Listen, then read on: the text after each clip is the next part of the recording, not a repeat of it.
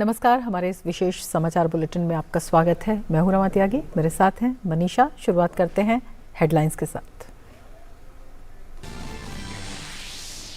प्रधानमंत्री नरेंद्र मोदी ने किया मोरबी में घटनास्थल का दौरा, सिविल अस्पताल पहुंचकर घायलों का जाना हालचाल, पीड़ित परिवारों से भी की मुलाकात, अधिकारियों के साथ की मोरबी हादसे पर समीक्षा बैठक।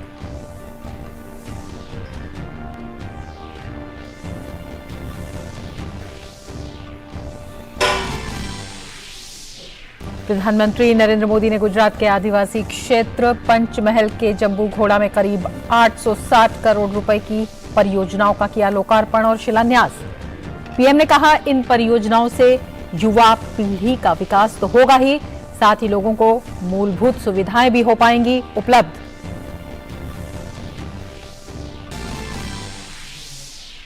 प्रधानमंत्री नरेंद्र मोदी ने राजस्थान के बांसवाड़ा निकट मानगढ़ धाम में मानगढ़ धाम की गौरव गाथा कार्यक्रम में की शिरकत, शहीदों को दी श्रद्धांजलि।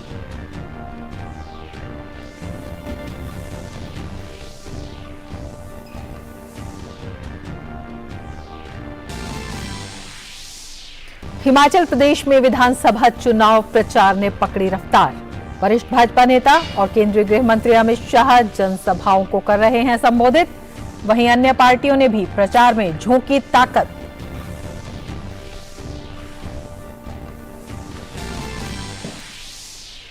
विदेश मंत्री डॉक्टर एस जयशंकर शंघाई सहयोग संगठन के सदस्य देशों के प्रमुखों की बैठक में वर्चुअल माध्यम से हुए शामिल। विदेश मंत्री ने एससीओ क्षेत्र में बेहतर संपर्क की आवश्यकता पर दिया जोर।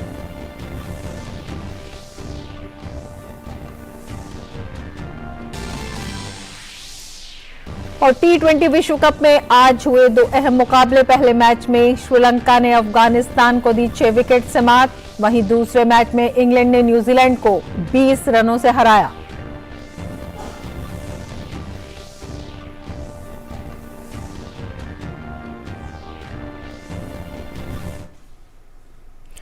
और अब विस्तार से समाचार।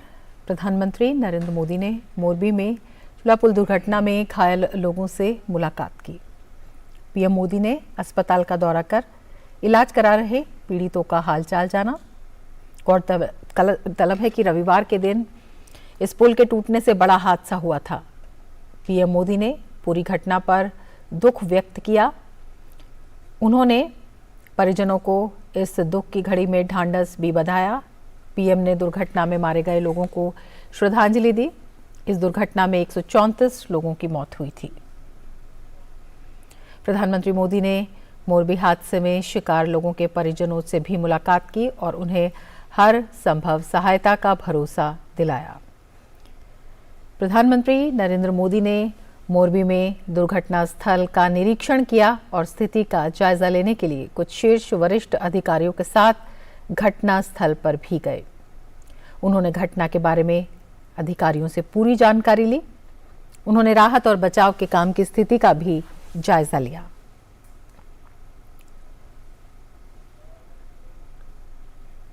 प्रधानमंत्री ने बाद में एक समीक्षा बैठक की जिसमें गुजरात के मुख्यमंत्री, गुजरात के गृह मंत्री सहित कई अन्य उच्च अधिकारियों ने शिरकत की।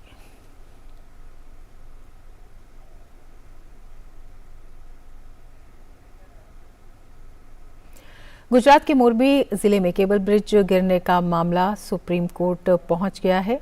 शीर्ष अदालत में इसे लेकर एक याचिका दायर की गई है। याचिका में मामले की जांच शुरू करने के लिए सुप्रीम कोर्ट के सेवानिवृत्त न्यायाधीश की देखरेख में एक न्यायिक आयोग के गठन का तुरंत निर्देश देने की मांग की गई है। सुप्रीम कोर्ट अब इस मामले में आगामी 14 नवंबर को सुनवाई करने के लिए तैयार हो गया है।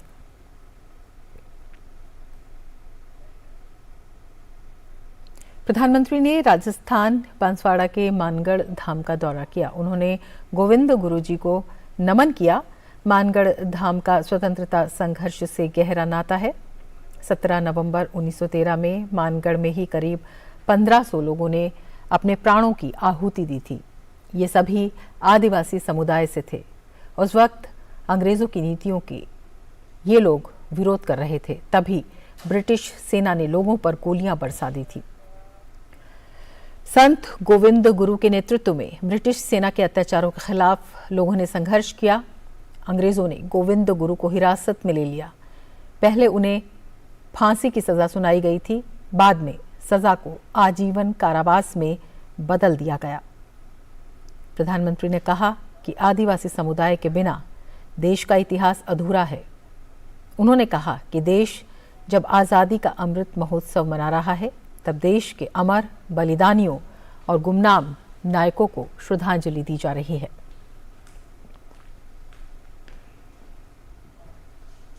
मानगढ़ पहाड़ी बांसवाड़ा जिला मुख्यालय की सीमाएं गुजरात से भी लगती हैं और ये इलाका मध्य प्रदेश से भी काफ़ी नज़दीक है। इसी मानगढ़ धाम में ही गोविंद गुरु का अंतिम संस्कार किया गया और वहीं उनकी समाधि बनाई गई। 30 अक्टूबर 1931 में उनका निधन हुआ था।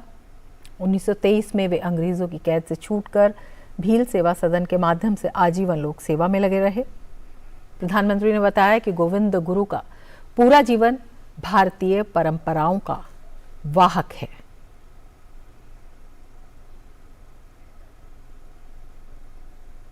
प्रधानमंत्री नरेंद्र मोदी ने गुजरात के आदिवासी क्षेत्र पंचमहल के जम्बूघोड़ा में करीब 860 करोड़ रुपए से अधिक की परियोजनाओं का लोकार्पण और शिलान्यास किया। उन्होंने श्री गोविंद गुरु विश्वविद्यालय गोधरा के नए परिसर को समर्पित किया। उन्होंने केंद्रीय विद्यालय गोधरा के भवन का शिलान्यास किया। उन्होंने गोधरा मेडिकल कॉलेज के विकास और कौशल्या कौशल विश्वविद्यालय के विस्तार की भी आधारशिला रखी, जिस पर 680 करोड़ की लागत आएगी। पीएम मोदी द्वारा समर्पित की गई इन परियोजनाओं से युवा पीढ़ी का विकास तो होगा ही, साथ ही लोगों को मूलभूत सुविधाएं भी उपलब्ध हो पाएंगी।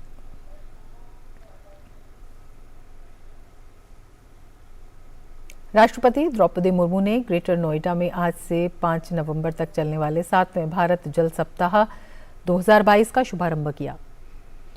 इस अवसर पर उत्तर प्रदेश की राज्यपाल आनंदीबेन पटेल, मुख्यमंत्री योगी आदित्यनाथ सहित केंद्रीय जल शक्ति मंत्री गजेंद्र सिंह शेखावत और जल शक्ति राज्य मंत्री प्रहलाद सिंह पटेल भी उपस्थित रहे।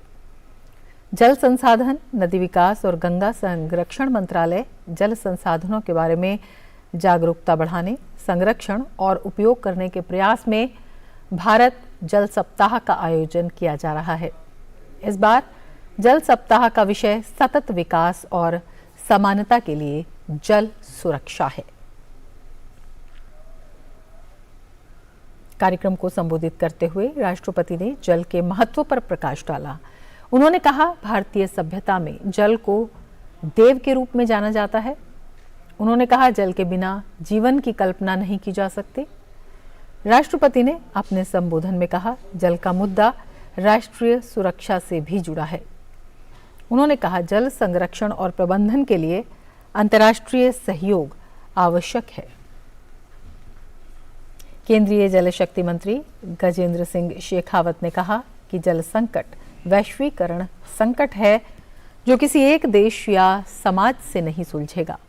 इसके साथ ही उन्होंने कहा कि बढ़ती अर्थव्यवस्था को देखते हुए पानी की निरंतर उपलब्धता हमारे लिए एक बड़ा विषय है, इसलिए इसका समाधान जरूरी है। उन्होंने कहा कि भारत जल सप्ताह पानी से जुड़ी समस्याओं पर मंथन करेगा। उत्तर प्रदेश के मुख्यमंत्री योगी आदित्यनाथ ने कार्यक्रम को संबोधित करते हुए कहा कि जल है तो जीवन है। उन्होंने अपने संबोधन में कहा, उत्तर प्रदेश में पर्याप्त मात्रा में जल संसाधन उपलब्ध हैं। योगी आदित्यनाथ ने कहा, आजादी के अमृत महोत्सव वर्ष पर हम सबका जल संरक्षण का संकल्प होना चाहिए।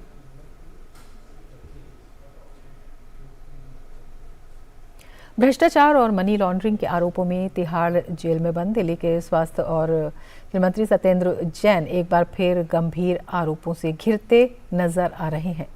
उन्हीं के साथ तिहाड़ जेल में बंद कुख्यात ठग सुकेश चंद्रशेखर ने दिल्ली के उपराज्यपाल को चिट्ठी लिखकर जेल में सुरक्षा की मांग की है। उनका आरोप है कि जेल में उन्हें सत्येंद्र जैन द्वारा धमकाया जा रहा है और अब तक सुरक्षा के नाम पर 10 करोड़ रुपए वसूले जा चुके हैं। इस मुद्दे पर भारतीय जनता पार्टी ने आम आदमी पार्टी पर गंभीर आरोप लगाए हैं और कहा है कि आप में भ्रष्टाचार का आलम यह है कि सरकार ठगों को भी ठग रही है। भारतीय जनता पार्टी के प्रवक्ता संबित पात्रा ने केजरीवाल सरकार को एक बार फिर से घेरते हुए कहा कि सुकेश चंद्रशेखर और आम आदमी पार्टी के प्रवक्ता सत्येंद्र जैन दोनों मित्र हैं। संबित पात्रा ने साथ ही कहा कि सुकेश ने दिल्ली के उपराज्यपाल को एक पत्र लिखा है जिसमें आप पार्टी ने उसे राज्यसभा भेजने के लिए 10 करोड़ रुपए लिए। सुकेश ने साथ ही लिखा है कि जेल में सुरक्षा के नाम पर सत्येंद्र जैन ने सुकेश चंद्रशेखर से आम आदमी पार्टी के लिए 50 करोड़ रुपए लिए हैं। भाजपा ने दिल्ली की जहरीली हवा को लेकर केजरीवाल सरकार पर हमला बोला। भाजपा प्रवक्ता ने पंजाब में किसानों द्वारा पिछले साल की तुलना में ज्यादा पराली जलाने की घटना पर पंजाब सरकार को घेरा। उन्होंने कहा कि पहले आप पंजाब में अपनी सरकार नहीं होने का आरोप लगाकर बच निकलते थे, लेकिन अब यह साफ है कि आज जो हवाओं में जहर है वो आपके निठल्ले होने का कहर है। भाजपा ने कहा कि क्या दिल्ली की जनता आज पूछ रही है कि पराली जलाने के मामलों में 33% की वृद्धि क्यों हुई? आप सरकार पर निशाना साधते हुए उन्होंने कहा कि प्रदूषित हवा में साफ करना उस हवा को आपकी जिम्मेदारी है। पंजाब सरकार को सबसे ज्यादा करीब 1350 करोड़ की मदद दी गई, जबकि हरियाणा सरकार को कम सहायता दी गई। इसके बाद भी हरियाणा सरकार ने प्रदूषण के मामले में अच्छा काम किया। मशीन दी गई लेकिन उसका उपयोग नहीं किया गया और ना ही सुध ली गई। और आगे बढ़ने से पहले लेंगे एक ब्रेक। आप देखते रहिए जीजी न्यूज। अब देश बड़े संकल्प लेकर के ही चलेगा और वो बड़ा संकल्प है विकसित भारत। विकसित भारत के विराट संकल्प के साथ देश लगातार आगे बढ़ रहा है। इस संकल्प की सिद्धि में हमारे करदाताओं की है महत्वपूर्ण भूमिका। सभी करदाता निभाएं अपना कर्तव्य और निर्धारण वर्ष 2022-23 की अपनी आय का रिटर्न 7 नवंबर तक ई-फाइल करें। याद रखें, उन सभी करदाताओं को जिनके खातों का ऑडिट अनिवार्य है, निर्धारण वर्ष 2022-23 की अपनी टैक्स रिटर्न 7 नवंबर 2022 तक ई-फाइल करनी होगी। ड्यू डेट तक टैक्स रिटर्न फाइल न करने पर आपको ब्याज और जुर्माना लग सकता है तथा कोई भी अनएडजस्टेड बिजनेस लॉस अथवा कैपिटल लॉस कैरी फॉरवर्ड नहीं होगा। अधिक जानकारी के लिए www.incometax.gov.in पर लॉग ऑन करें। प्रत्येक आय करदाता एक राष्ट्र निर्माता। भाजपा के राष्ट्रीय अध्यक्ष जेपी नड्डा ने दिल्ली में प्रवासी हिमाचली मिलन कार्यक्रम को संबोधित किया। भाजपा अध्यक्ष ने अपने संबोधन में कहा कि प्रधानमंत्री नरेंद्र मोदी को छोड़कर आज तक किसी भी प्रधानमंत्री ने जिस परियोजना का शिलान्यास किया उसका उद्घाटन नहीं किया। भाजपा के वरिष्ठ नेता अमित शाह ने हिमाचल प्रदेश के चंबा में एक जनसभा को संबोधित किया। जनसभा को संबोधित करते हुए अमित शाह ने भ्रष्टाचार को लेकर कांग्रेस पर जमकर हमला बोला। उन्होंने कहा कि केंद्र में जब कांग्रेस की सरकार थी तब कांग्रेसी नेताओं ने 12 लाख करोड़ रुपए के घोटाले किए। केंद्रीय गृह मंत्री अमित शाह ने करसोग में भी एक जनसभा को संबोधित किया। अमित शाह ने कांग्रेस को आड़े हाथों लिया। उन्होंने कहा कि दिल्ली कांग्रेस में मां बेटे के अलावा कोई दिखाई पड़ता है और हिमाचल प्रदेश में भी मां बेटे के अलावा कोई दिखाई नहीं पड़ता है। केंद्रीय गृह मंत्री अमित शाह ने आज हिमाचल प्रदेश के कुसुम्पटी में एक जनसभा को संबोधित किया। उन्होंने कहा कि कांग्रेस केवल और केवल एक परिवार की पार्टी है जिस पर आज एक मां बेटे ने कब्जा कर रखा है। केंद्रीय गृह मंत्री ने सोनिया गांधी और राहुल गांधी पर परिवारवाद को बढ़ावा देने और जनता के हितों को अनदेखा करने का आरोप लगाया। केंद्रीय मंत्री जितेंद्र सिंह ने शिमला में एक प्रेस कॉन्फ्रेंस को संबोधित किया। प्रेस कॉन्फ्रेंस में उन्होंने कांग्रेस पर जमकर निशाना साधा। उन्होंने कहा कि कांग्रेस परिवारवाद की राजनीति करती है जबकि भाजपा सिद्धांतों पर आधारित राजनीति करने वाली पार्टी है। हिमाचल बीजेपी के प्रदेश उपाध्यक्ष राम सिंह को अगले 6 वर्षों के लिए पार्टी से निष्कासित कर दिया गया है।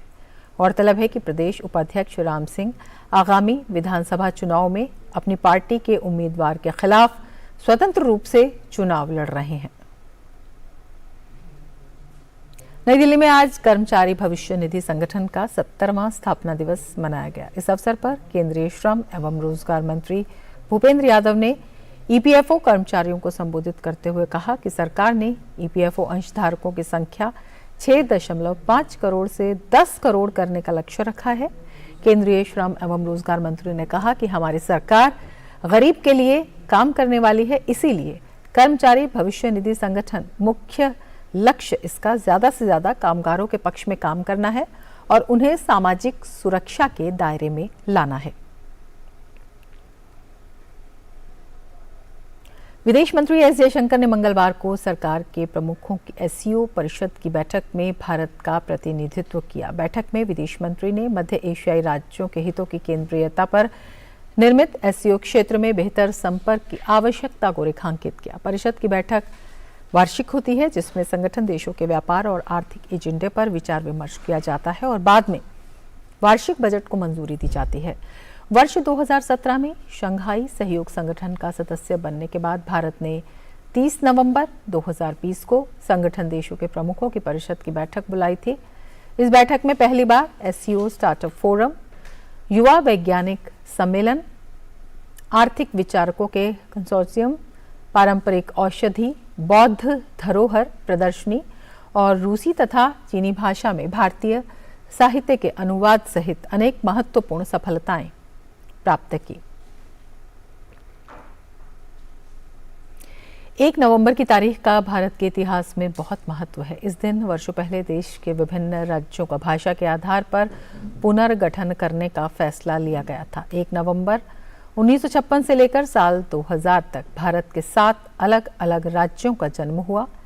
7 भारतीय राज्य छत्तीसगढ़, पंजाब, हरियाणा, मध्य प्रदेश, कर्नाटक, केरल और आंध्र प्रदेश आज अपना स्थापना दिवस मना रहे हैं।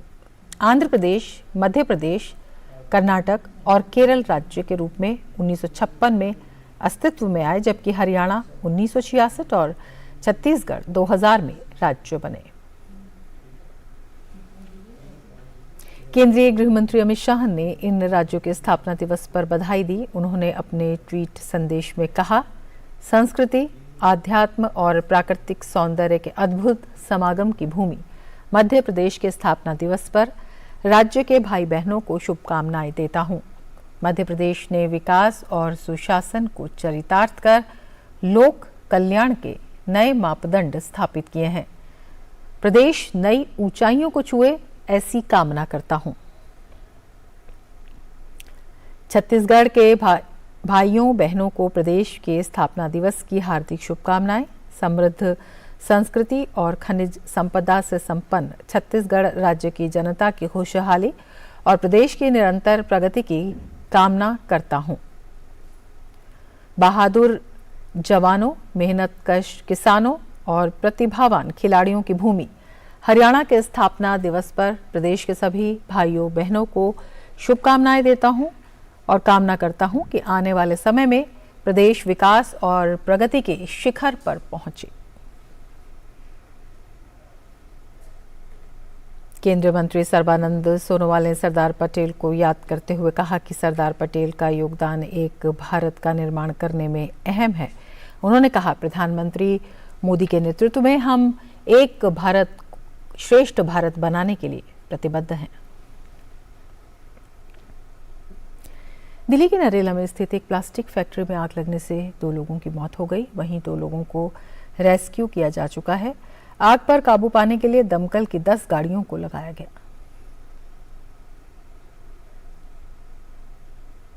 लंबे समय से महंगाई की मार झेल रही जनता के लिए राहत की खबर है। 1 नवंबर यानी आज से कमर्शियल एलपीजी सिलेंडर के दाम कम हो गए हैं।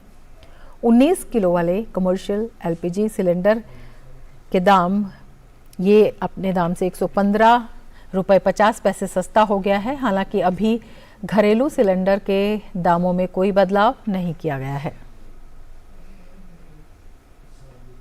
इजराइल की जनता आज फिर से अपने प्रधानमंत्री के चुनाव के लिए वोट कर रही है। आज 6 करोड़ 78 लाख से अधिक पात्र इजरायली मतदाता अपने मताधिकार का प्रयोग कर रहे हैं। इजराइल में 120 सीटों के लिए 12,000 से अधिक मतदान केंद्र बनाए गए हैं। वोटिंग सुबह 7 बजे से शुरू हुई है, जो रात 10 बजे जारी रहेगी।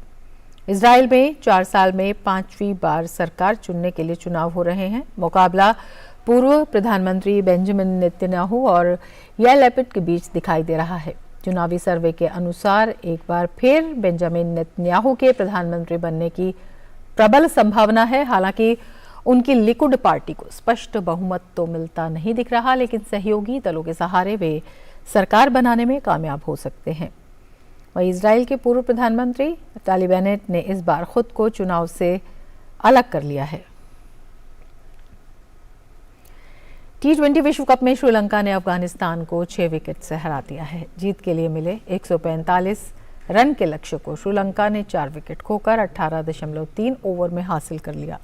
श्रीलंका के लिए धनंजय डिसिल्वा ने सबसे अधिक रन बनाए। उन्होंने 42 गेंद पर नाबाद 66 रन की पारी खेली। श्रीलंका के लिए वानिंदु हंसरंगा ने सबसे ज्यादा 3 विकेट लिए। वहीं लहिरू कुमारा ने 2 विकेट अपने नाम किए। आईसीसी T20 विश्व कप में इंग्लैंड ने न्यूजीलैंड को 20 रन से हरा दिया है। इस जीत के साथ इंग्लैंड ने सेमीफाइनल में पहुंचने की उम्मीद बरकरार रखी है। जीत के लिए मिले 180 रन के लक्ष्य के जवाब में न्यूजीलैंड की टीम 20 ओवर में 6 विकेट पर 159 रन बनाए। अखिल भारतीय सीनियर चयन समिति ने न्यूजीलैंड और बांग्लादेश के खिलाफ आगामी सीरीज के लिए भारतीय दल का ऐलान कर दिया है। न्यूजीलैंड के खिलाफ T20 सीरीज में हार्दिक पांड्या को कप्तान बनाया गया है। वहीं ऋषभ पंत उप कप्तान होंगे। न्यूजीलैंड में होने वाली वनडे सीरीज के लिए शिखर धवन को कप्तान नियुक्त किया गया है। वहीं ऋषभ पंत उप कप्तान होंगे। बांग्लादेश के खिलाफ चुनी गई टेस्ट टीम के कप्तान रोहित शर्मा होंगे। वहीं लोकेश राहुल उप कप्तान होंगे। वहीं बांग्लादेश के खिलाफ वनडे टीम के कप्तान रोहित शर्मा और उप कप्तान लोकेश राहुल होंगे। इसके साथ ही इस बुलेटिन में फिलहाल इतना ही। नमस्कार।